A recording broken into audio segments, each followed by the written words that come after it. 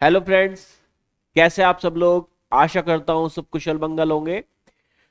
आज हम शुरू कर रहे हैं एनसीईआरटी का चैप्टर नंबर 3, हिस्ट्री को। इसमें क्या बताया गया है, आपने चैप्टर नंबर 1 देखा, 2 देखा और आपने वहां तक देखा कि 12वीं शताब्दी तक भारत की क्या व्यवस्था थी और किस प्रकार भारत में बहुत सारे राजवंशों ने रूल किया। और खासतौर से आपने देखा था साउथ में चोलों का, आपने देखा कावेरी के डेल्टा को, आपने देखा वहां पर बहुत बड़ा राज्य स्थापित हुआ था चोलों का। अब हम आते हैं उत्तर में, तो उत्तर में हम क्या देखते हैं, उत्तर में हम देखते हैं क्या कि दिल्ली का अचानक से 12वीं सदी में बहुत महत्व बढ़ गया।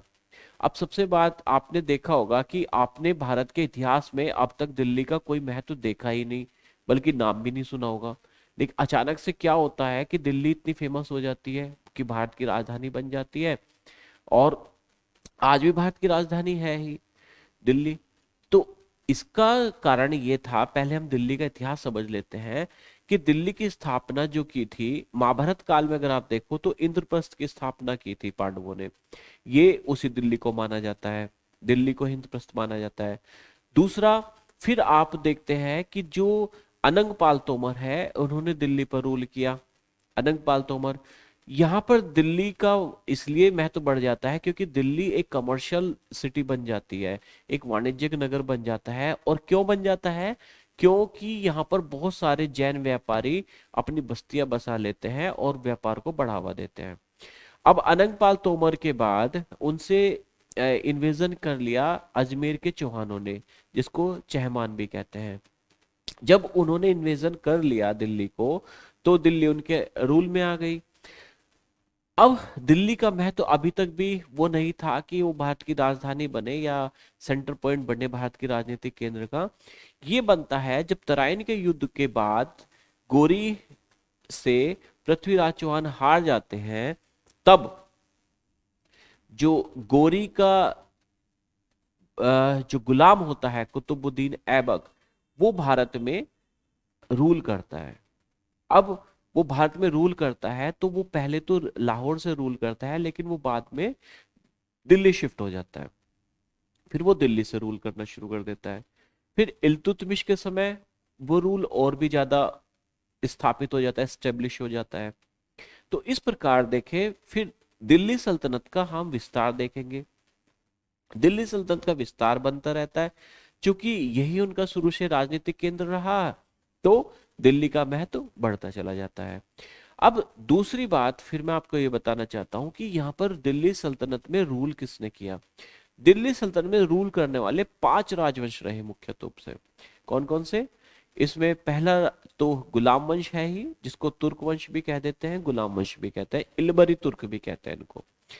दूसरा होता है फिर गुलाम वंश के बाद खिलजी वंश। खिलजी वंश में आपके जलालुद्दीन खिलजी और अलाउद्दीन खिलजी, आप इनको देखते हैं। फिर तुगलक वंश है, तुगलक वंश में गयासुद्दीन तुगलक, मोहम्मद बिन तुगलक, फिरोज शाह तुगलक को आप देखते हैं।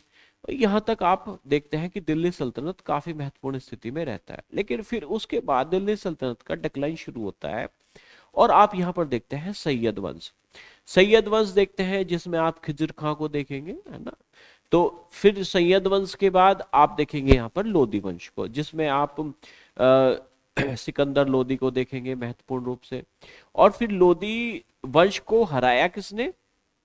लोदी वंश को हराया बाबर ने, मुगलों ने। तो उस ये मुगलों का इतिहास बाद से, लेकिन हम लोदी तक देखेंगे इसको। दिल्ली सल्तनत लोदी तक ही देखा जाता है, माना जाता है। तो ऐसा क्या हुआ कि आप इसको अलग रूप में देखते हैं, अलग संदर्भ में देखते हैं? भाई ये जब जैसे ही मोहम्मद गोरी का को विजय प्राप्त हुई तराइन के युद्ध में, तो ये भारत के इतिहास में एक युगांतकारी घटना हुई, सिद्ध हुई। जैसे आप देखते हैं प्लासी के युद्ध में, बक्सर के युद्ध में युगांतकारी घटना सिद्ध होती है वो, क्योंकि उसके बाद अंग्रेजों का रूल शुरू हो जाता है। इसी प्रकार से आप देखते हैं तराइन के युद्ध के बाद यहाँ पर तुर्कों का जो है साम्राज्य स्थापित हो जाता है भारत में। तो ये भारत के सांस्कृतिक, राजनीतिक, है ना, आर्थिक और तकनीकी हर चीज में परिवर्तनकारी सिद्ध होता है। वे परिवर्तन क्या होता है वो भी हम देखेंगे। तो इसमें इस चैप्टर में अभी ये तो मैंने आपको उसकी पृष्ठभूमि बता दी इस पूरे चैप्टर की, लेकिन हम इस पृष्ठ में जो चैप्टर है इसमें 7th क्लास की है, चूंकि इसमें थोड़ा सा लिमिटेड है। तो इसमें हम देखेंगे सबसे पहले तो दिल्ली का इतिहास देख लेंगे, फिर हम देख लेंगे कि दिल्ली सल्तनत के जो सुल्तान हुए वे कौन कौन हुए। फिर हम इसमें देख लेंगे कि इनके स्रोत क्या है, कहाँ से इनको पता चलता है कि दिल्ली सुल्तान किस प्रकार से काम करते थे। फिर हम इनका विस्तार देखेंगे कि इन्होंने किस प्रकार से दिल्ली सल्तनत का विस्तार किया। फिर हमें देखना है कि इन लोगों ने कैसे यहाँ पर प्रशासन किया, प्रशासन का इनका स्वरूप क्या रहा। तो इस प्रकार से फिर हम ये देखेंगे 15वीं और 16वीं सदी में जो दिल्ली सल्तनत था वो किस प्रकार रहा। तो आइए शुरू करते हैं। हम सबसे पहले हम पढ़ते हैं, ये है हमारा दिल्ली के सुल्तान।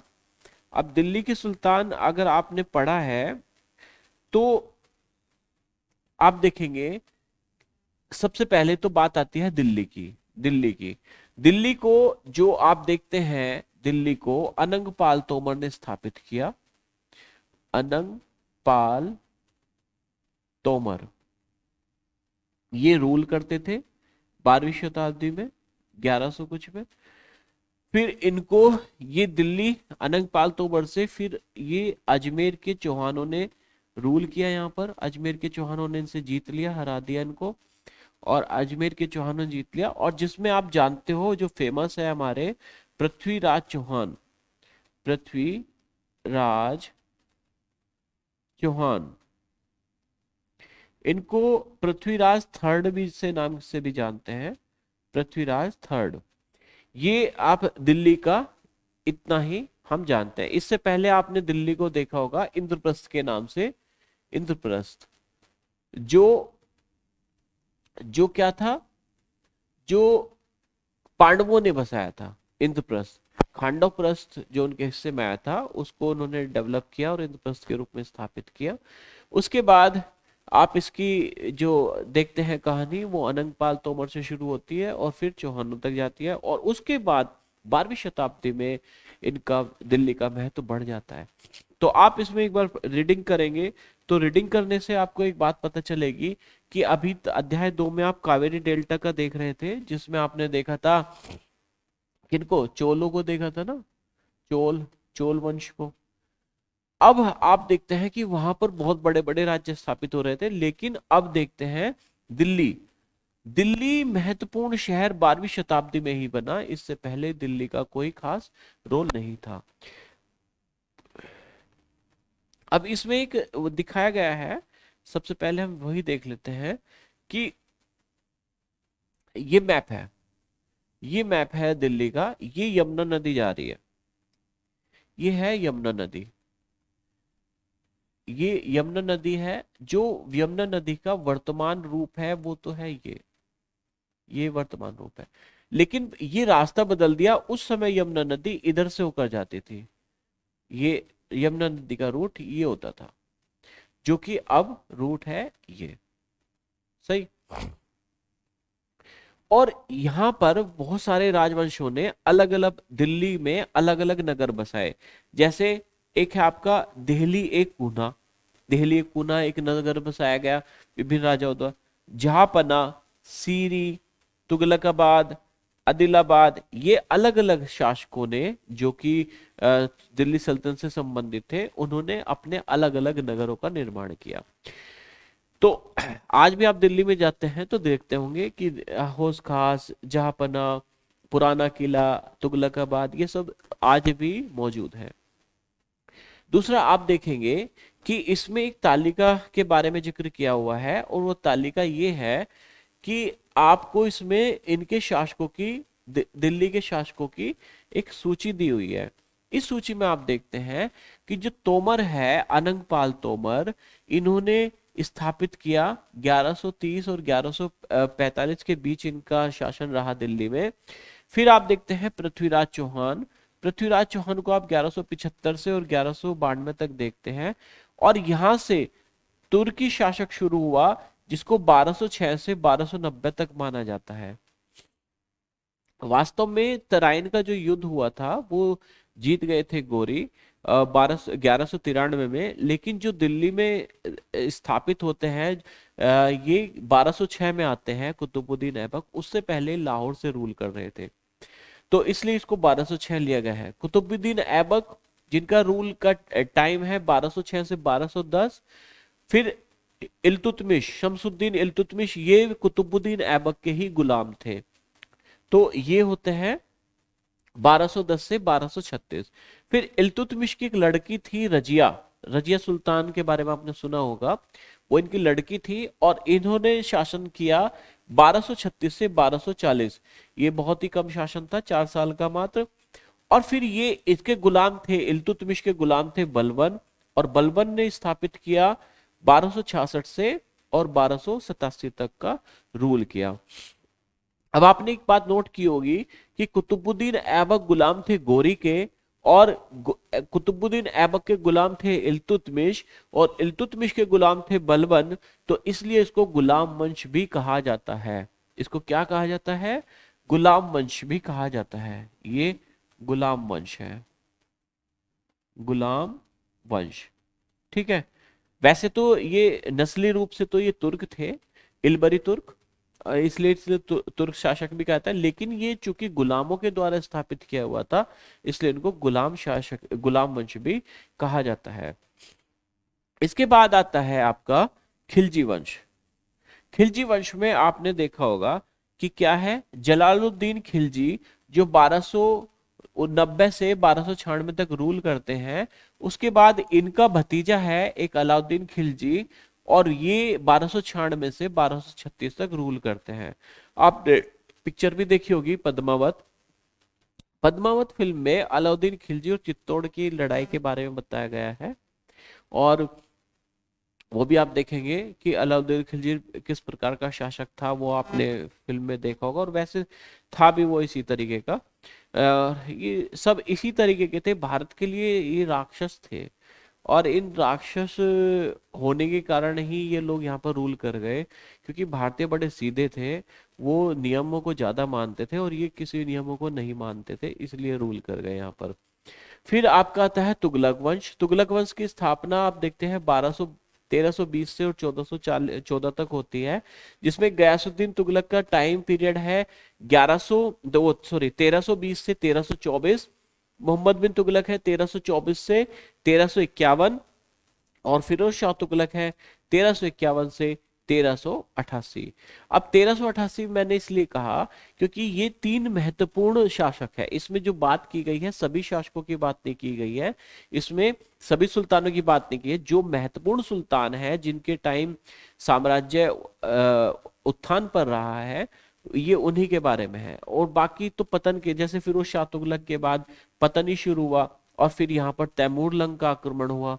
तैमूर लंग का आक्रमण हुआ तो उसने सब कुछ तहस नहस कर दिया तुगलक वंश को, और उसके बाद फिर आप देखते हैं सैयद वंश।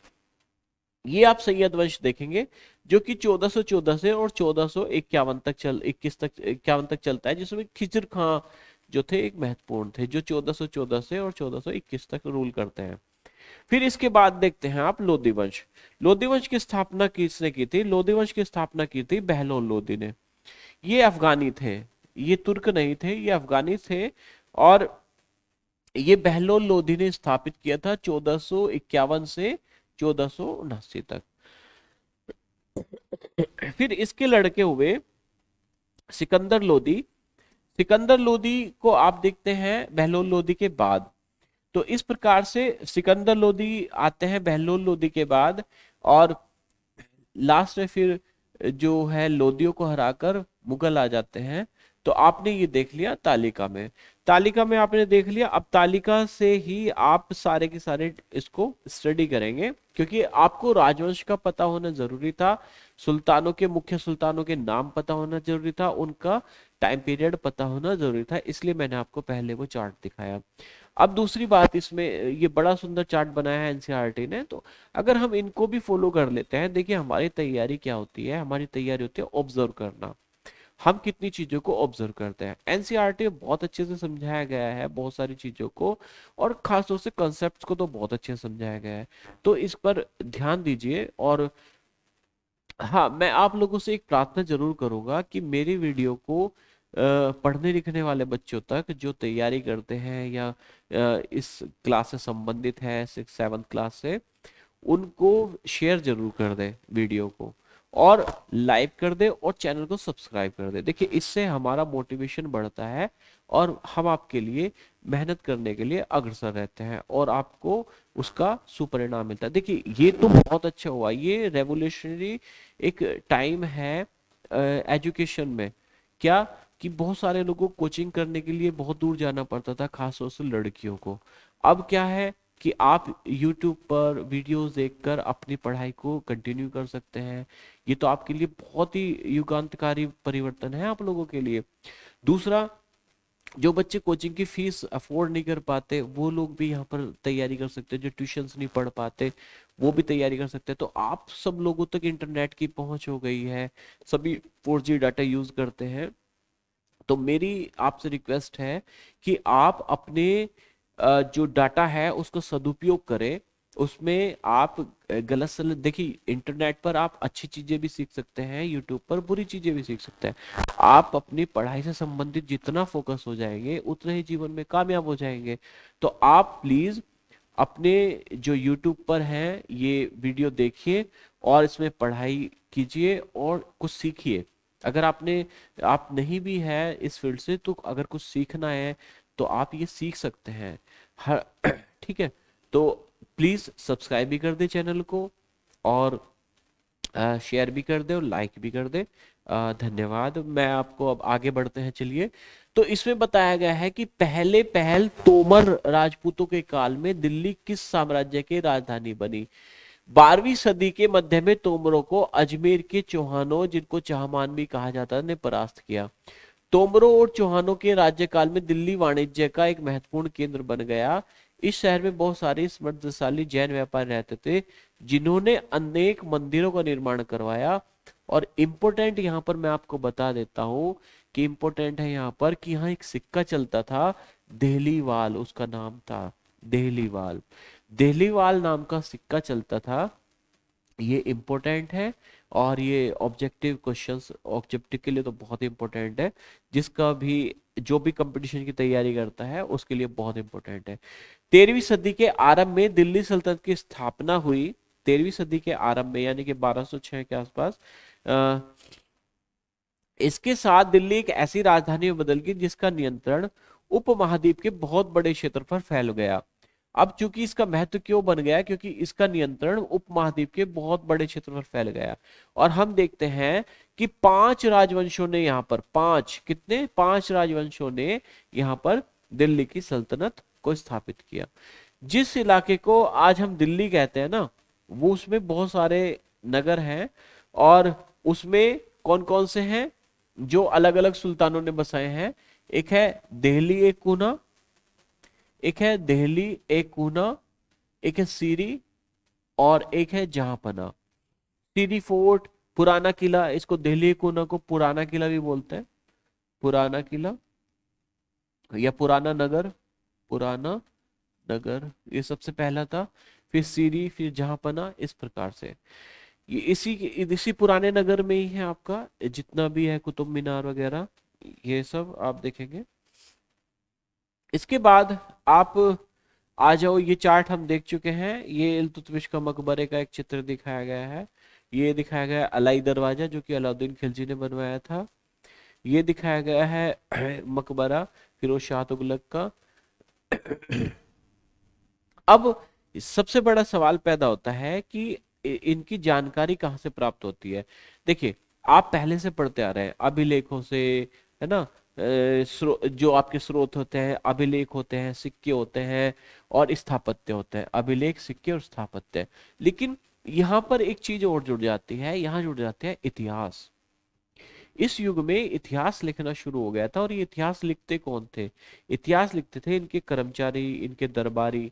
और वो इतिहास लिखते थे तो वो भी इनकी जानकारी का एक बहुत महत्वपूर्ण स्रोत बन जाता है। लेकिन ऐसा नहीं कि वो बिल्कुल ठीक ठाक इतिहास लिखते हो। वो राजाओं को खुश करने के लिए, उनसे इनाम पाने के लिए, सुल्तानों को खुश करने के लिए, उनसे इनाम पाने के लिए भी बढ़ा चढ़ाकर बातें लिखते जरूर होंगे, इसमें दो राय नहीं। तो उनको भी सावधानी से ही देखना होगा। और वे लोग क्या करते थे, वे लोग क्या करते थे, शासकों को डायरेक्शन भी देते थे। शासकों को कैसे, सुल्तानों को डायरेक्शन क्या देते थे कि आपको एक आदर्श सुल्तान कैसे बन सकते हैं, कैसे बन सकते हैं कि जन्म सिद्ध अधिकार द्वारा या फिर लिंग भेद द्वारा, ऐसी ऐसी सलाहें देते थे। और ये भी जरूरी नहीं कि उनकी सलाहों से सब सहमत हो, सब उनकी सलाहों से सहमत भी नहीं होते थे। तो आप देख लेते हैं। हाँ, उस समय जो प्रशासन की भाषा थी वो थी फारसी। ये इंपॉर्टेंट है रखना कि उस समय प्रशासन की भाषा जो थी वो फारसी थी। देखिए, थे तो ये तुर्क, बोलते भी तुर्क थे, तुर्किश भाषा बोलते थे, लेकिन ये लोग प्रशासन में फारसी भाषा को यूज करते थे। फारसी भाषा का बड़ा चलन था इनके प्रशासन में। और ये इतिहास को क्या लिखते थे, तारीख बताते थे, तारीख। और इसका जो वो होता था बहुवचन, वो होता था त्वारीख। ठीक है।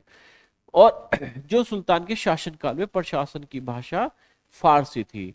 अब ये चीजें याद रख लो, प्रशासन की भाषा फारसी, और इतिहास को क्या बोलते थे वो, तारीख, यानी कि तारीख। और यहाँ पर एक चीज और युगांतकारी हुई थी कि यहाँ पर किताबें लिखी जाने लगी थी। अब किताबें, पहले तो कागज नहीं होता था, लेकिन इस समय थोड़ा सा कागज का जो चलन था वो इस प्रकार से बन गया। ये क्या करते थे, पहले तो लुगदी से ये क्या बनाते थे, कागज बनाते थे। ये आप चित्र में देख सकते हो कि ये लुगदी से पहले तो कागज बना रहे हैं, फिर उस पर लिख रहे हैं कलम से, कागज पर ये कलम से लिख रहे हैं।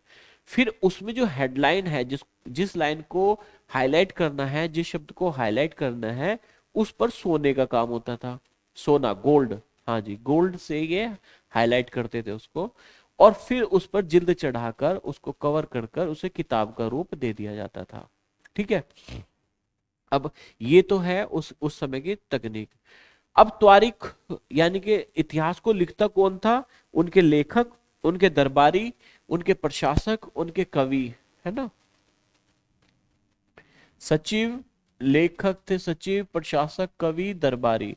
ये क्या करते थे, घटनाओं का वर्णन भी करते थे और शासकों को प्रशासन से संबंधित सलाह भी देते थे, और न्याय संगत शासन के महत्व पर बल देते थे। अब इनके लिए न्याय क्या था वो हम देखेंगे। इनके लिए न्याय कुछ और ही था। इनके लिए न्याय था क्या, इनके लिए न्याय था कि लिंग भेद वाले और क्या, जन्म सिद्ध अधिकार वाले।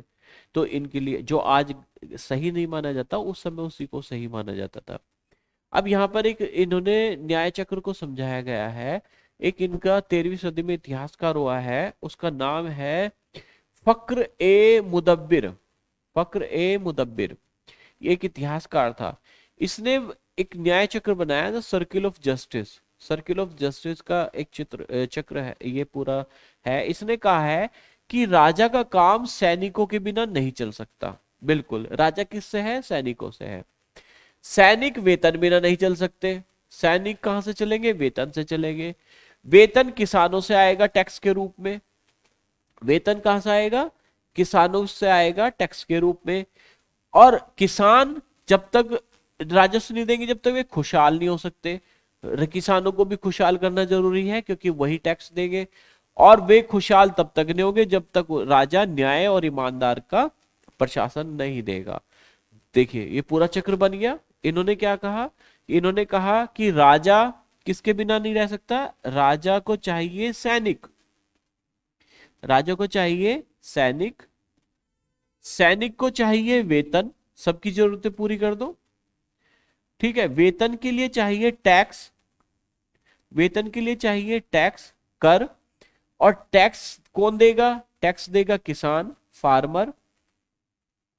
किसान टैक्स देगा, फार्मर टैक्स देगा। और किसान कब टैक्स देगा, जब वो खुशहाल होगा, जब वो खुशहाल होगा। और वो खुशहाल कब होगा, जब उसको न्याय मिलेगा, जब उसको न्याय मिलेगा। और न्याय कौन देगा, न्याय देगा राजा। ठीक। न्याय कौन देगा, न्याय देगा फिर राजा। किसको देगा, किसान को। और किसान टैक्स देगा। इस प्रकार से ये चक्र इन्होंने समझाया गया है और इसको न्याय चक्र कहा है, यानी सर्किल ऑफ जस्टिस कहा है।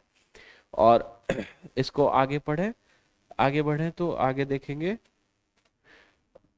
ये तो आज भी है, ये तो आज भी प्रासंगिक है ये बात, न्याय चक्र तो देखिए आज भी अगर किसी देश में न्याय और ईमानदारी नहीं होगी, जहां पर अन्याय और भ्रष्टाचार अधिक होगा, तो वहां की प्रजा सुखी नहीं होगी। वहां जब प्रजा सुखी नहीं है, वहां पर प्रॉस्पेरिटी नहीं होगी, समृद्धि नहीं होगी।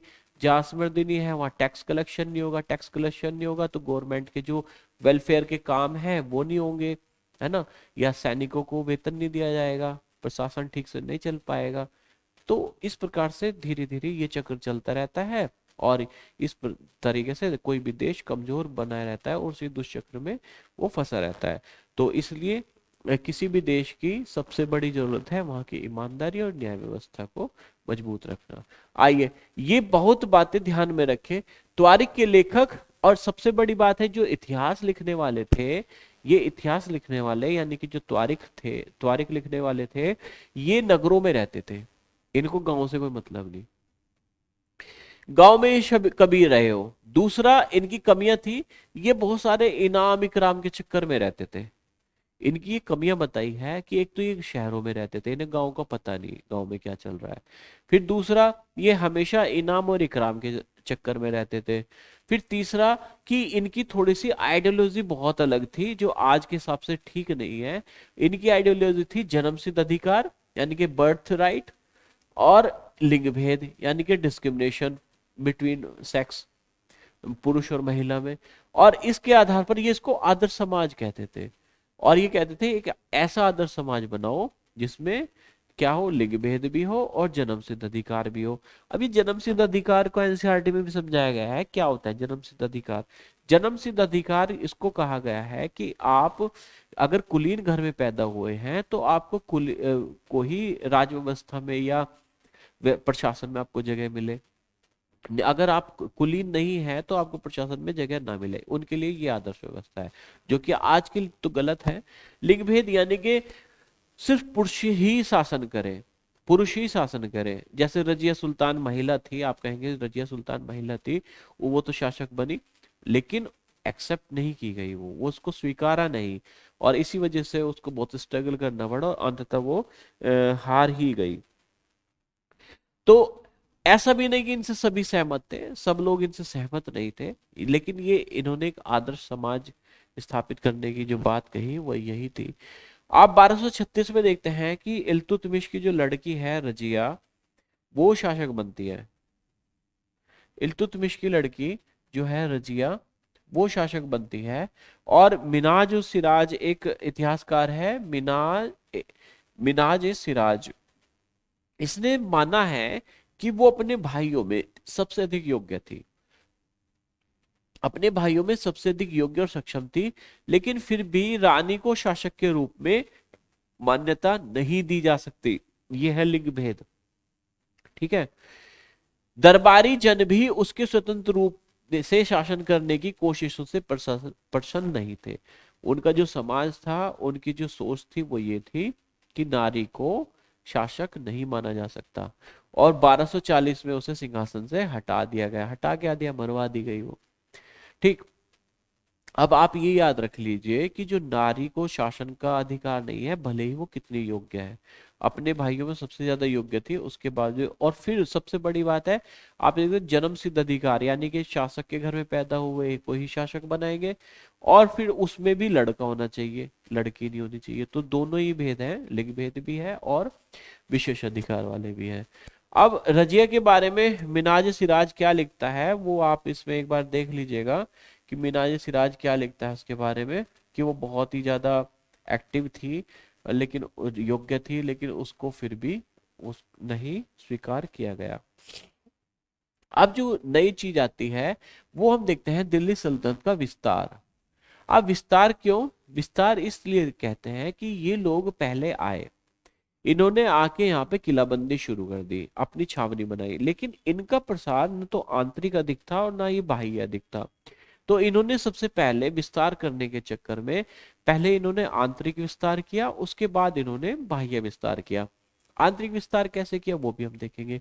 एक शब्द है यहाँ पे गेरिसन। गेरिसन शहर से लेकर साम्राज्य तक।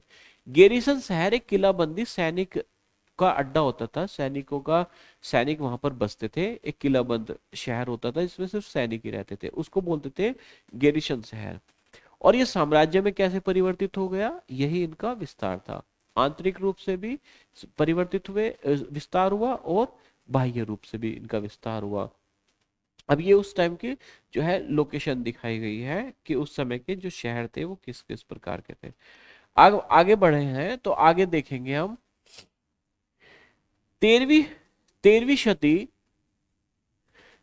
13वीं शताब्दी के आरंभिक वर्षों में दिल्ली के सुल्तानों का शासन गैरिसन नगरों तक ही सीमित था, और ये जो है फिर भीतरी प्रदेशों पे इनका कोई नियंत्रण नहीं था। ये हिंटरलैंड है, जो हिंटरलैंड है यानी कि भीतरी प्रदेश है, उन पर इनका कोई भी नियंत्रण नहीं था, और इसलिए उन्हें आवश्यक सामग्री और जो रसद प्राप्त होनी थी ये सब लूट मार पर ही निर्भर करती थी। ये सब कहाँ निर्भर करते थे, लूट मार पर ही निर्भर करते थे, टैक्स या लूट मार पर। इनकी कोई पकड़ नहीं थी, ये तो आए, इन्होंने अपनी एक किलाबंदी की, सैनिक वहां पर रहे, और इनके पास जितनी रसद वगैरह थी उसकी प्राप्त करने के लिए लूटमार करते थे, आसपास के लोगों पर टैक्स लगाते थे और अपना काम चलाते थे। फिर इन्होंने क्या किया, अच्छा इसके में फिर क्या हुआ, दिल्ली से सुदूर बंगाल और सिंध के गैरिसन शहरों पर का नियंत्रण बहुत ही कठिन था। जो दूर एरिया के गैरिसन शहर थे उन पर भी इनका कोई नियंत्रण नहीं, जैसे बंगाल में, सिंध में, वहां भी बगावत होनी शुरू हो जाती थी, या तो खराब मौसम हो जाता था, या युद्ध हो जाते थे, कुछ भी हो जाता था।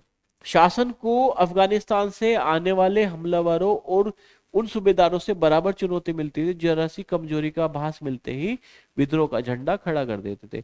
अब अफगानिस्तान से कौन आए थे, अब जैसे मंगोल थे, मंगोलों का आक्रमण हुआ।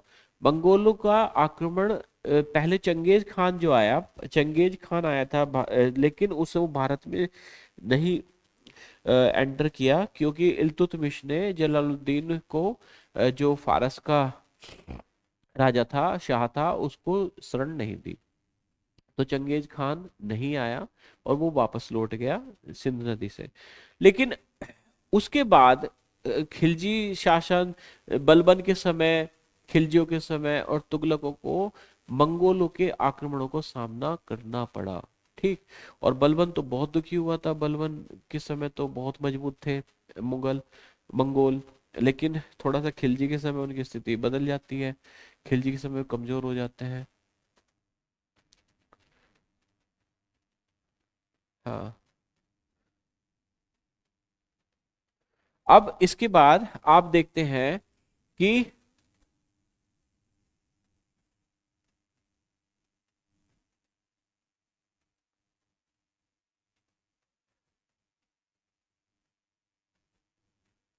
दिल्ली से सुदूर बंगाल और सिंध के गैरिसन शहरों का नियंत्रण बहुत ही कठिन था। अब जो गयासुद्दीन बलबन है, इसके समय बहुत ज्यादा हुआ मुगलों मंगोलों का आक्रमण, अलाउद्दीन खिलजी ने भी उसको झेला और मोहम्मद बिन तुगलक ने भी बहुत झेला। सल्तनत की भीतरी सीमाओं में जो अभियान चले, उनका लक्ष्य था गैरिसन शहरों की पृष्ठभूमि में स्थित भीतरी क्षेत्रों की स्थिति को मजबूत करना। देखिए भाई, इनका विस्तार क्या, इन्होंने विस्तार किया आंतरिक रूप से भी और बाह्य रूप से भी। जो आंतरिक हैं, जो गैरिसन शहर थे, वो अपने किले से जो उसकी रेंज में पड़ते थे एरिया, उस पर पकड़ मजबूत करना। उस पर पकड़ मजबूत करने के लिए इन्होंने क्या किया कि सबसे पहले नॉर्थ इंडिया में, खासतौर से जहां पर ये लोग रहते थे, उसके आसपास जितने जंगल थे उनको सबको सफाया कर दिया, और वहां पर जो जंगलों पर आश्रित लोग थे उनको सबको वहां से भगा दिया। वहां पर इन्होंने किसानों को बसाना शुरू कर दिया, और वहां से वो खेती जो थी वो जोतना शुरू कर दिया, उन्होंने खेती करनी शुरू कर दी। इस प्रकार तो इन्होंने गंगा यमुना के दोआब एरिया में ज्यादा किया है काम। और इन्होंने फिर उसके बाद क्या हुआ, उन्हें खदेड़ दिया, और जो उनकी जो व्यापारिक मार्गों की सुरक्षा और क्षेत्रीय व्यापार की उन्नति के लिए उन्होंने नए नए किले बनाए, खेती के लिए जगह बनाई, व्यापारिक मार्गों पर इन्होंने नए नए किले बनाए, और इस प्रकार गैरीसन शहर और शहर बनाए अलग और भी ज्यादा, जो गैरीसन शहर और शहर थे और भी ज्यादा बनाए। दूसरा विस्तार इन्होंने किया बाहरी सीमाओं पर। अब उसमें आप देखते हैं कि अलाउद्दीन खिलजी के समय वो बहुत ज्यादा होता है, लेकिन ये अब बाह्य विस्तार भी करना शुरू, यानी कि दूसरे राज्यों को हड़पना भी शुरू कर देते हैं। अलाउद्दीन खिलजी के शासनकाल में दक्षिण भारत को लक्ष्य करके सैनिक अभियान शुरू होते हैं। अब वो सैनिक अभियान शुरू होते हैं अलाउद्दीन खिलजी के समय। ये अभियान मोहम्मद बिन तुगलक के समय में अपनी चरम सीमा पर पहुंच जाते हैं। इन अभियानों में सल्तनत की सेनाओं ने हाथी, घोड़े, गुलाम और मूल्यवान धातुएं अपने कब्जे में ले ली। तो इन्होंने क्या किया, दक्षिण अभियान चलाया। सबसे ज्यादा दक्षिण में अटैक किया किसने, अलाउद्दीन खिलजी ने, शुरुआत ही उसने कर दी। फिर उसके बाद मोहम्मद बिन तुगलक के समय वो चरम स्थिति पर थी और उन्होंने दक्षिण भारत से बहुत सारा धन लूटा और अपने कब्जे में ले लिए। दिल्ली सल्तनत की सेनाओं की शुरुआत बहुत कमजोर तरीके से हुई, लेकिन 150 वर्षों बाद मोहम्मद तुगलक के राज्यकाल के अंत तक इस उपमहाद्वीप का एक विशाल क्षेत्र इसके युद्ध अभियान के अंतर्गत आ चुका था। मोहम्मद बिन तुगलक के समय बहुत बड़ा एरिया उपमहाद्वीप का उसके क्षेत्र में आ चुका था, लेकिन शुरुआत में तो ये गैरीसन तक ही सीमित थे। ज्यादा किया इन्होंने आंतरिक विस्तार किया, लेकिन जब बाह्य विस्तार किया तब वो सबसे ज्यादा मोहम्मद बिन तुगलक के समय हुआ। इसने शत्रुओं की सेना को परास्त किया, शहरों पर कब्जा किया। इसके सूबेदार और प्रशासक मुकदमों में फैसला देने लगे और ये किसानों से टैक्स वसूल करने लगे। लेकिन इतने विशाल क्षेत्र पर नियंत्रण कितना, किस सीमा तक रहा और कितना प्रभावी रहा, यह एक क्वेश्चन मार्क है, ये प्रश्न है। अब होता क्या था कि जैसे मान लिया सपोज करो इन्होंने साउथ में अटैक करा, ये लूट कर चले आए, वहां पर अपने एक आध प्रशासन में, जैसे ही ये वहां से गए उन्होंने फिर अपना राज्य स्थापित कर लिया, तो नियंत्रण तो बन नहीं पाया, परमानेंट तो कर नहीं पाए। अब देखिए जिस इस मैप में दिखाया गया है अलाउद्दीन खिलजी के वो है इसमें अभियान। अलाउद्दीन खिलजी ने सबसे पहले जो किया कि 1299 में इसने गुजरात को लिया। ये उस समय तक 1299 में इसने गुजरात को लिया। फिर इसने 1299 से पहले इसने 1296 में देवगिरी को भी लूटा, जो कड़ा से देवगिरी आया था। इसने 1302 का और 1303 का एक अभियान किया था वारंगल में। फिर 1313 में ये देवगिरी से फिर वारंगल भी आया था, और ये दिल्ली से 1305 में आया था मांडू को होता हुआ देवगिरी। और फिर 1303 ये चित्तौड़, ये वो कहानी है जिसके ऊपर पिक्चर बनी है, पद्मावत पिक्चर आपने देखी होगी, पद्मावत फिल्म, उसमें ये चित्तौड़ के अटैक के बारे में दी गई है। फिर रणथंबोर 1301 में, और इस प्रकार जो देवगिरी से फिर ये द्वार समुद्र, होयसल, तंजावुर, मदुरै, और ये इसका अभियान रहा है, किसका, अलाउद्दीन खिलजी के सैनिक अभियान।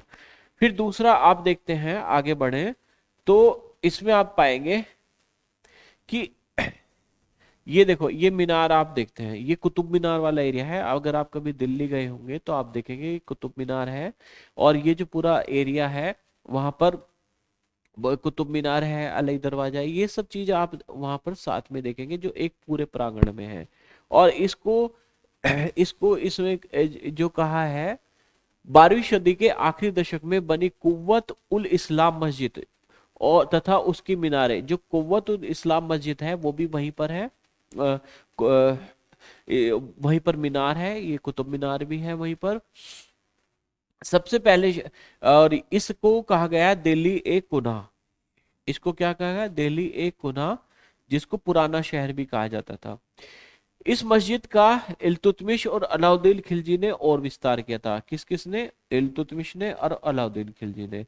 कौन सी मस्जिद का, कुव्वत अल इस्लाम, कुव्वत अल इस्लाम मस्जिद।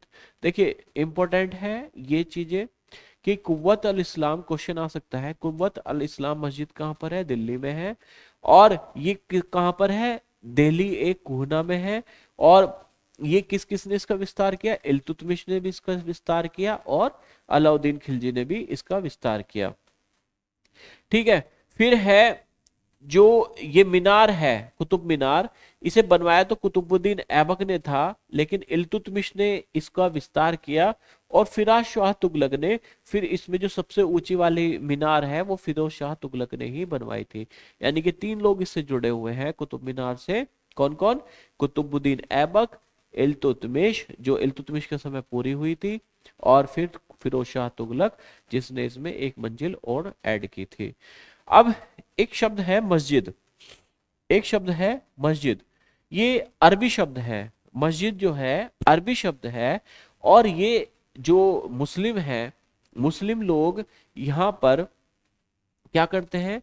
नमाज पढ़ते हैं, और ये एक मस्जिद में नमाज पढ़ते हैं। और एक होती है जामा मस्जिद। जामा मस्जिद वो होती है जिसमें बहुत सारे लोग नमाज पढ़ सकते हैं, उसको कहते हैं जामा मस्जिद, यानी कि बड़ी मस्जिद होती है वो।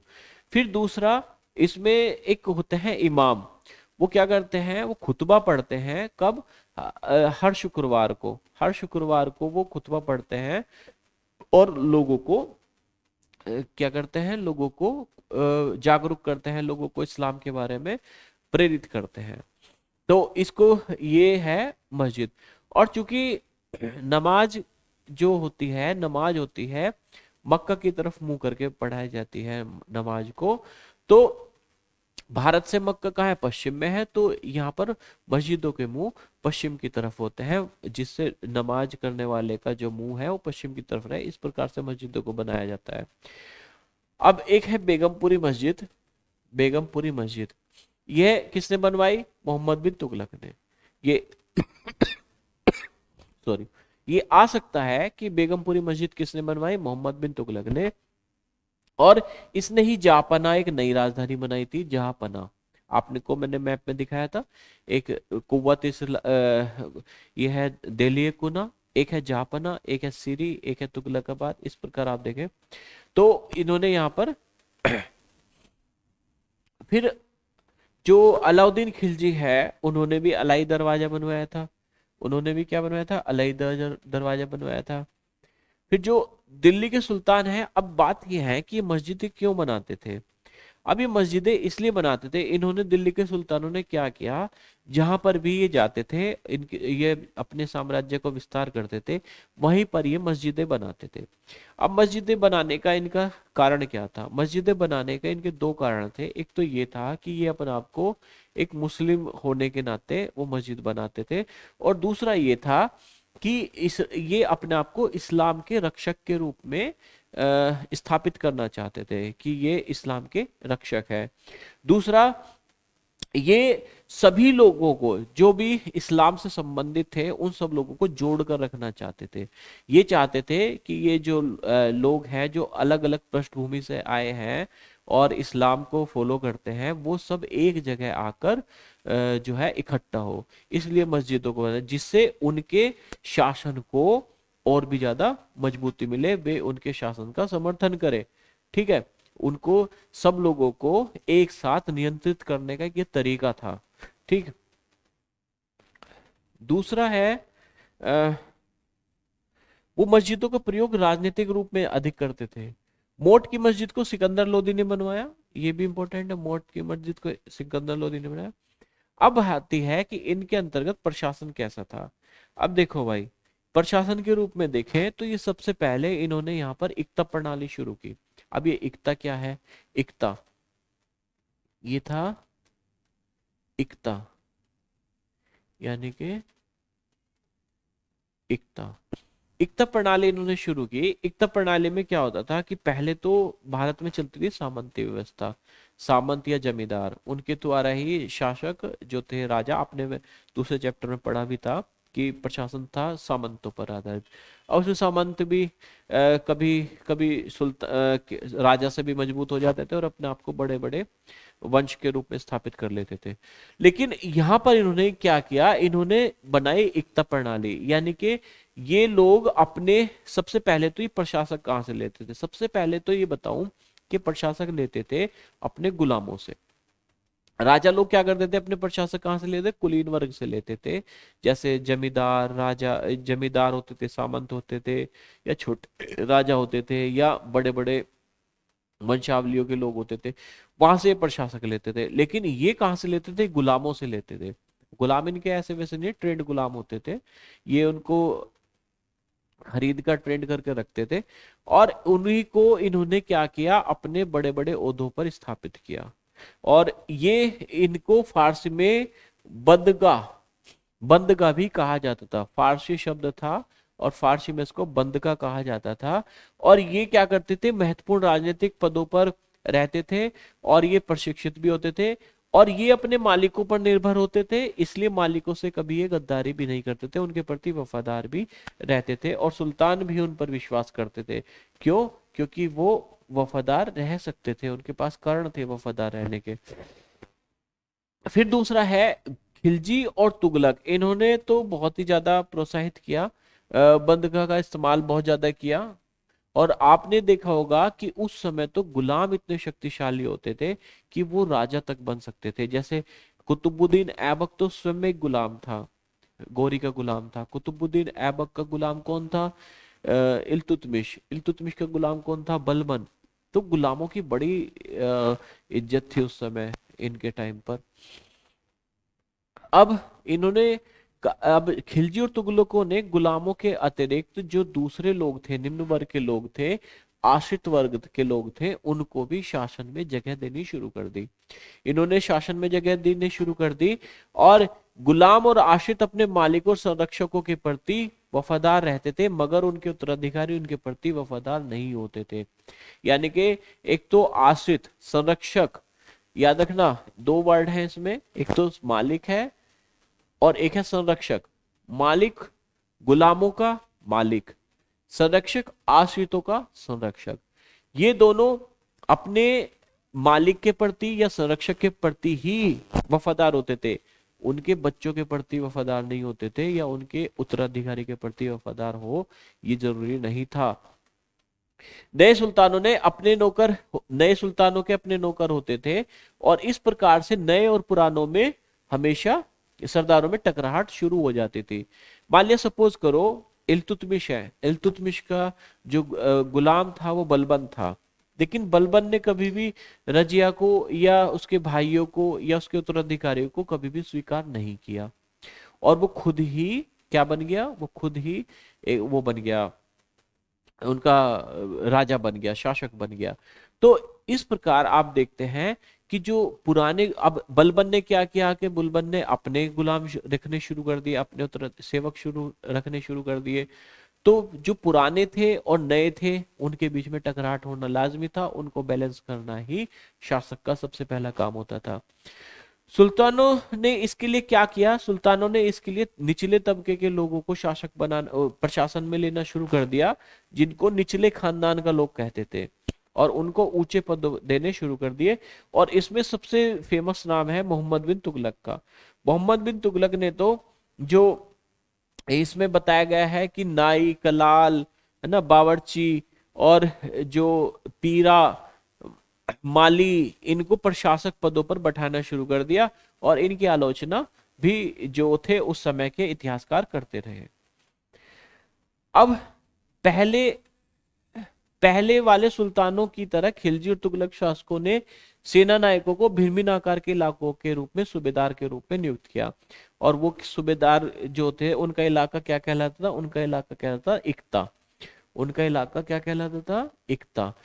और यहाँ पर जो अधिकारी होता था उसको क्या कहते थे? इक्तेदार या मुक्ति। उसको क्या कहते थे? इक्तेदार या मुक्ति। अब मुक्ति का काम क्या था? मुक्ति के काम थे एक तो सैनिक अभियानों का नेतृत्व करना, अपने इक्ते में कानून व्यवस्था को बनाए रखना, ये इनके काम थे। अब ये दूसरा काम भी था एक राजस्व वसूली का, ये राजस्व वसूली भी करते थे, और राजस्व वसूली से ही सैनिकों को तनख्वाह देते थे। उस राजस्व वसूली से ही सैनिकों को तनख्वाह देते थे। और ऐसा नहीं कि ये जो इक्ता थे, इक्तेदार थे, ये निरंकुश थे, ये कुछ भी कर सकते थे उस इलाके में, नहीं। एक तो इनका ट्रांसफर होता था, इन पर नियंत्रण रखा था सुल्तान ने। सुल्तानों ने क्या किया? इन पर नियंत्रण रखने के लिए एक तो इन पर ट्रांसफर होता था, यानी कि एक इक्ता में आप पूरे जन्म नहीं रह सकते, आपको 3-4 साल में ट्रांसफर हो जाएगा। तो उससे उस इलाके पर इनकी वंशावली पकड़ नहीं बनती थी।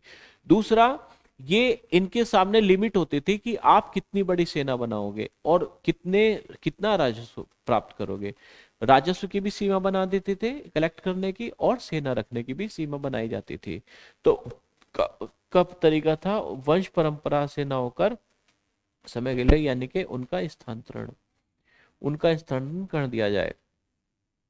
अलाउद्दीन खिलजी और मोहम्मद बिन तुगलक के शासनकाल में नौकरी के इन कठोर नियमों का बड़ी सख्ती से पालन होता था, और मुक्ति लोगों द्वारा एकत्रित किए गए राजस्व की रकम का हिसाब लेने के लिए एक लेखाधिकारी भी होता था। कौन होता था? लेखाधिकारी भी होता था।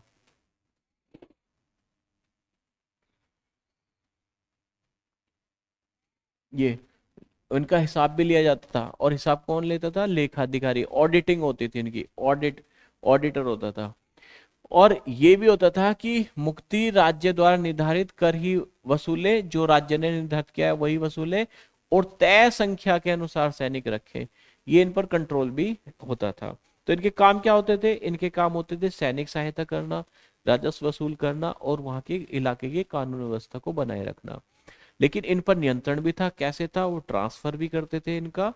और दूसरा, तय सीमा, जो राज्य ने निर्धारित किया वही राजस्व ये कलेक्ट करेंगे, और तय सीमा तक ही सैनिक ये रखते थे। जब दिल्ली के सुल्तान शहरों से दूर आंतरिक इलाकों को भी अपने अधिकार में ले आए, तो उन्होंने भूमि के स्वामी सामंतों और अमीर जमींदारों को भी अपनी सत्ता के आगे झुका दिया। यानी कि अभी तक भी जो सामंत और जमींदार थे उन्हीं का शासन था, इनरलैंड पर तो, इंटरलैंड पर तो, आंतरिक भाग। लेकिन जब इन्होंने वहां पर भी विजय प्राप्त कर ली, तब ये उन्हें भी अपने अंडर में ले आए। और अलाउद्दीन खिलजी ने तो बहुत ही ज्यादा सख्ताई से इस काम को किया। अलाउद्दीन खिलजी ने क्या किया? भू राजस्व का निर्धारण किया, और वसूली का जो कार्य था वो अपने नियंत्रण में ले लिया, यानी कि राज्य के नियंत्रण में हो गया। स्थायी सामंतों से कर लगाने का अधिकार, उन जो पहले सामंत थे उनसे वो टैक्स लगाते थे, उनसे ये अधिकार छीन लिया, बल्कि उन्हें भी टैक्स देना पड़ा, उन्हें भी टैक्स देने के लिए बाध्य करना पड़ा। सुल्तान के प्रशासकों ने जमीन की पैमाइश की, और इनका हिसाब बड़ी सावधानी से रखा। कुछ पुराने सामंत और जमींदार राज्य के निर्धारण और वसूली अधिकारी के रूप में सल्तनत की, जो पुराने सामंत थे और जमींदार थे, उनको नौकरी में रख लिया। किसके? टैक्स कलेक्ट करने के।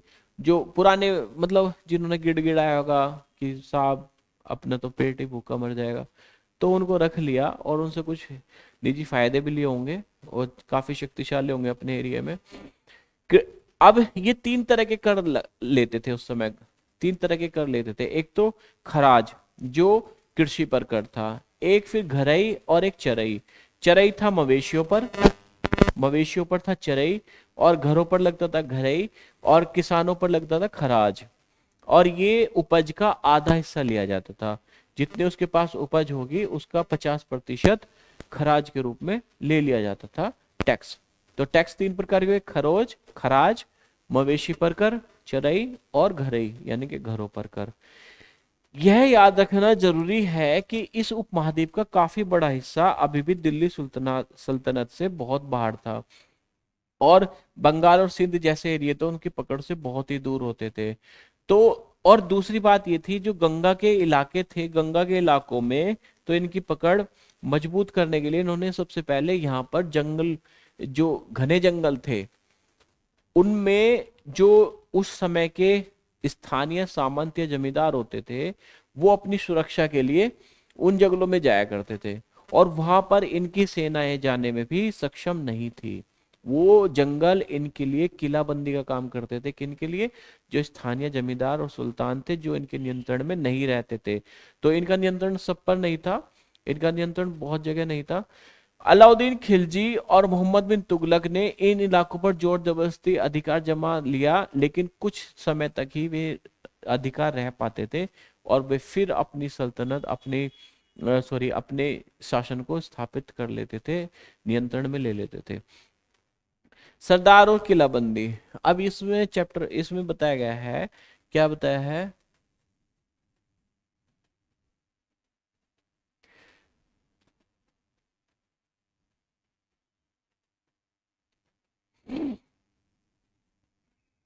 इसमें क्या कहा कि जो अफ्रीकी देश मोरक्को से एक आया था, उसका नाम था इब्न बतूता।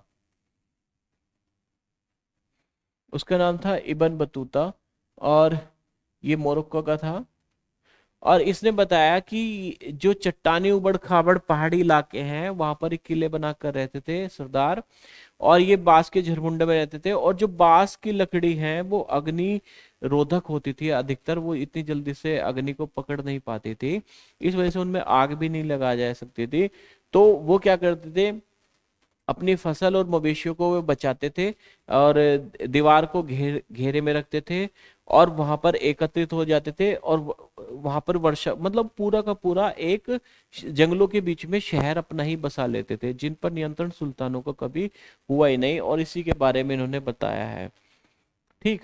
फिर आगे जो है, आगे बताया है क्या,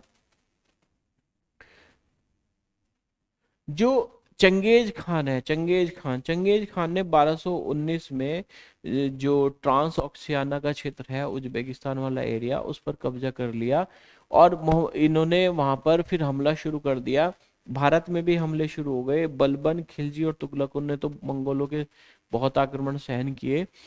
तो इसमें क्या हो गया, इन तुगलकों को एक बड़ी स्थानीय सेना जो थी उसका, बड़ी सेना का रख रखाव रखना पड़ा, बड़ी सेना खड़ी करनी पड़ी। क्यों? मंगोलों से बाह्य आक्रमण हो रहे थे, और इनके सामने ये सेना को संभालना प्रशासन के लिए भारी चुनौती थी। तो इन लोगों ने उसका सामना कैसे किया, उस चुनौतियों का हम वो देखते हैं। इनके कार्य, किनके कार्य, अलाउद्दीन खिलजी और मोहम्मद बिन तुगलक के कार्य। अब ये क्या करता है, अलाउद्दीन खिलजी क्या करता है, अलाउद्दीन खिलजी करता है, उसके समय में 2 बार हमले हुए दिल्ली पर। इस पर, दिल्ली पर 2 बार हमले हुए, एक तो 1299 में और एक 1302 में। और उसने क्या किया, इनका सामना करने के लिए एक बड़ी विशाल सेना तैयार की। और फिर इसने, अलाउद्दीन खिलजी ने अपने सैनिकों के लिए सीरी फोर्ट, सीरी नामक एक नया गैरिसन शहर बनाया। ये दिल्ली में ही है सीरी भी। तो सीरी किसने बनवाया, अलाउद्दीन खिलजी ने। जहांपना किसने बनवाया था, तो मोहम्मद बिन तुगलक ने। सैनिकों के पेट भरने की समस्या को गंगा यमुना के बीच की भूमि से कर के रूप में खेती की पैदावार इकट्ठी करके हल किया। अब इन्होंने क्या किया कि सैनिकों को खाने की रसद पूर्ति हो, इसके लिए उन्होंने,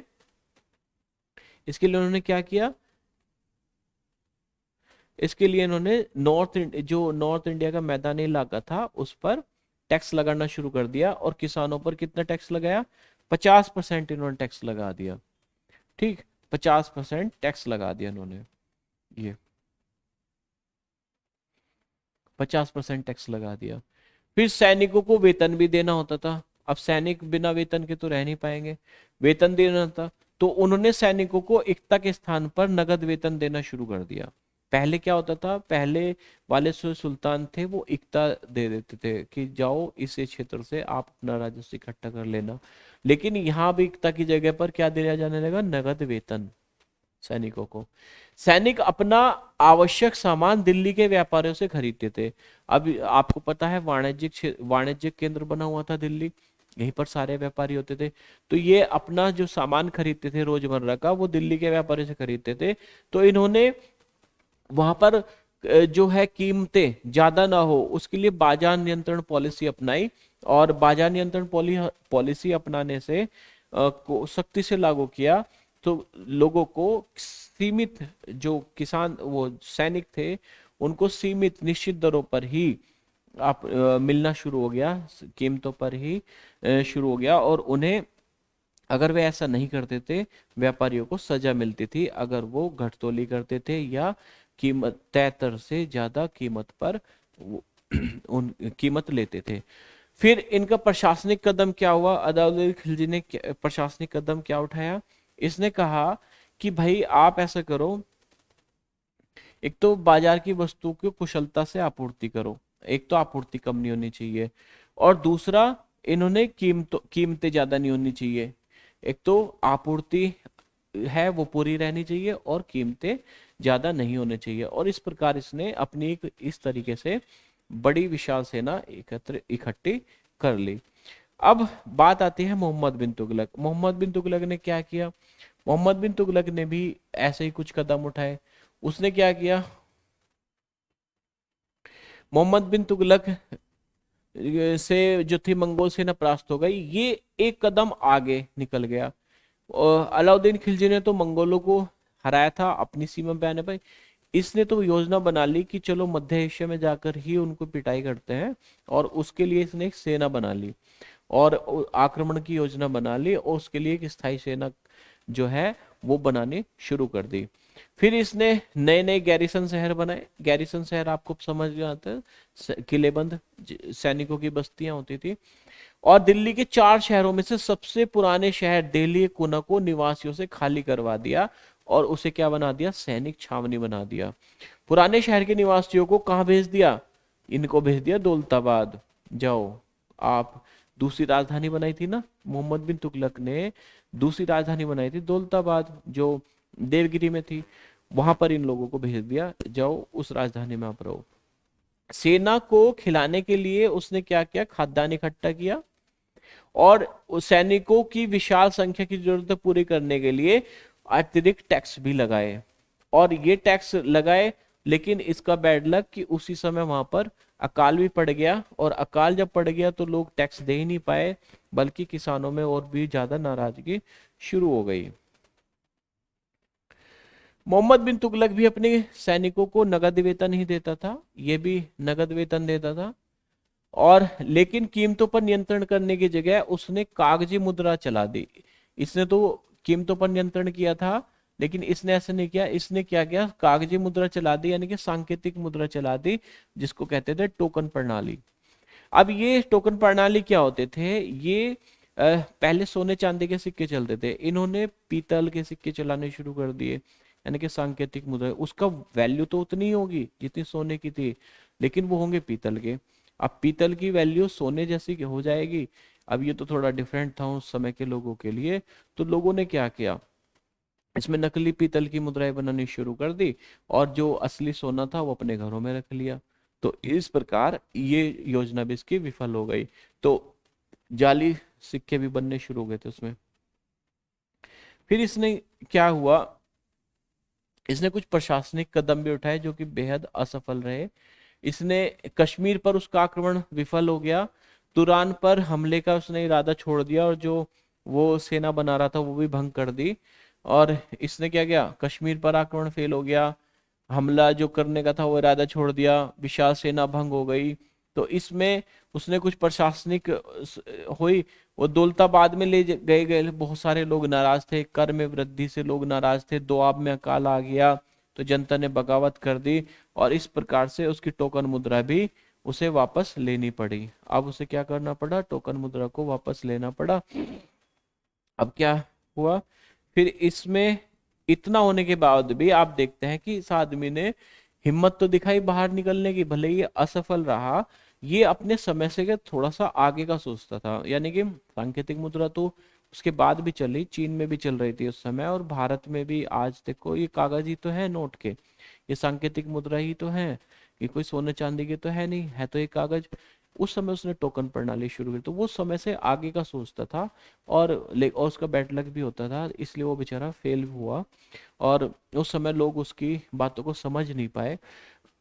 तो लेकिन उसकी एक सबसे बड़ी खास बात थी कि जहां तक अलाउद्दीन खिलजी अपने शासन की को डिफेंसिव खेल रहा था, इसने सोचा कि हम मंगोलियों को वहीं पर जाकर उनके एरिया में जाकर ठीक करके आते हैं। तुरान पर आक्रमण की इसने सबसे पहली बार सोची थी।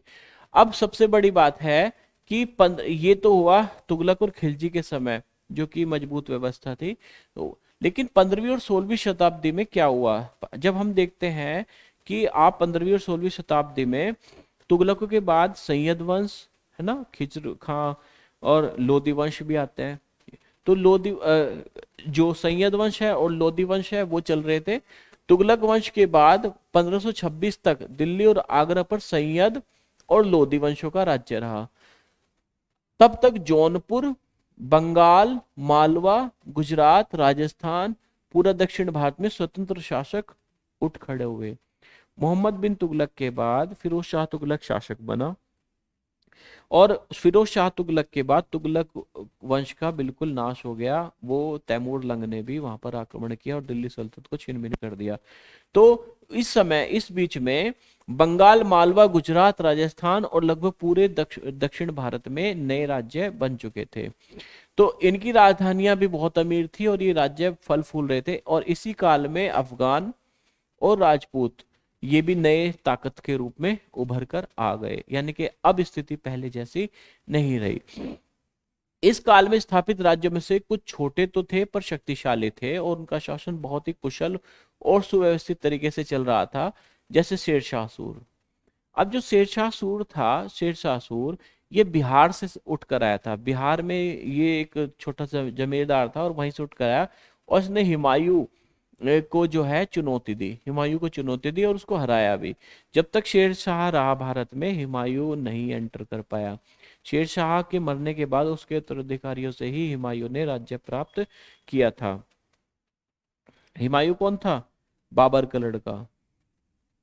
हुमायूं कौन था? बाबर का लड़का। तो आप देख सकते हैं कि शेर शाह की जो व्यवस्था थी, शेरशाह शेरशाह की जो व्यवस्था थी वो इतनी आगे की थी कि उसी को फॉलो किया था किसने? उसी को फॉलो किया था अकबर ने भी अपने प्रशासन में। तो ये एक नई चीज जोड़ी है इन्होंने, 3 श्रेणियां, ईश्वरीय, शांति, नाइट और धर्म युद्ध। इसमें दिखाया गया है कि उस समय जब धर्म युद्ध चल रहा था ईसाइयों और मुसलमानों के बीच यरूशलेम को लेकर, तो वहां के जो जमींदार थे या कुछ लोग थे उनको ईसाई धर्म में नाइट की उपाधि देकर सैनिक बनाया जाता था। और ये इतना ज्यादा उपाधि का इतना ज्यादा मान बढ़ गया कि लोग, कुलीन लोग भी नाइट की उपाधि लेने के होड़ में आ गए। ठीक है, फिर ईसाई धर्म इस समूह को संरक्षण देता था और अपनी ईश्वरीय शांति की अवधारणा के प्रसार में इसका उपयोग करता था। और ये लोग क्या है, ये लोग क्या करते थे? ये राज्य की रक्षा करते थे। किससे? जो धर्मांध थे, इनके अनुसार जो मुस्लिम थे उनसे ये सुरक्षा करते थे और ये यरूशलेम के लिए मुसलमानों के साथ लड़ाइयाँ करते थे। ये नाइट की उपाधि थी और उसका महत्व बहुत अधिक बन गया। तो ये रहा आपका आज का चैप्टर नंबर ये। अब देखिए ये क्वेश्चंस हैं, इन क्वेश्चंस को आप याद भी कर सकते हैं और आप बता भी सकते हैं। जैसे क्वेश्चन है, दिल्ली में पहले पहल किसने राजधानी स्थापित की थी? तो तोमरों ने स्थापित की थी, अनंगपाल तोमर थे जो। दिल्ली के सुल्तान के शासनकाल में प्रशासन की भाषा क्या थी? आप बता सकते हैं कि प्रशासन की भाषा फारसी थी। किसके शासन के दौरान सल्तनत का सबसे अधिक विस्तार हुआ? आप बता सकते हैं कि मोहम्मद बिन तुगलक के समय सबसे अधिक विस्तार हुआ, चरम सीमा पर था। इसमें पूछा इबन बतूता किस देश से भारत आया था? तो आपने पढ़ा था इबन बतूता मोरक्को से भारत आया था। तो ये इस प्रकार आप क्वेश्चन कर सकते हैं। न्याय चक्र आप समझा सकते हैं, न्याय चक्र क्या होता है। न्याय चक्र के सेनापतियों के लिए किसानों के हितों का ध्यान रखना क्यों जरूरी है। किसान खुशहाल नहीं होंगे तो टैक्स कैसे देंगे, टैक्स नहीं देंगे तो फिर सैनिकों को वेतन कैसे मिलेगा, और वेतन नहीं मिलेगा तो सैनिक कैसे सर्वाइव करेंगे। ये न्याय चक्र था। भीतरी और बाहरी सीमा से आप बता सकते हैं, जो भीतरी सीमा थी, जो गैरिसन शहर थे उसके आसपास के जितने एरिया थे उसको ये भीतरी सीमा कहते थे। और उसके नियंत्रण क्षेत्र से बाहर का जो एरिया होता था उसको ये बाहरी क्षेत्र कहते थे। तो इस प्रकार से आप देखेंगे ये बड़े क्वेश्चंस हुए। ये वो लोग हैं जो 6th 7th क्लास के क्वेश्चंस लिखना चाहते हैं, वो भी अगर जिसने भी ये चैप्टर ठीक से पढ़ लिया होगा वो इनके क्वेश्चंस के आंसर देने में बहुत ही आसान लगेंगे आपको ये क्वेश्चंस। तो धन्यवाद। और फिर आपसे एक बार फिर प्रार्थना करता हूँ कि लाइक, शेयर और सब्सक्राइब जरूर कर दे चैनल को। धन्यवाद। मिलते हैं नेक्स्ट वीडियो में।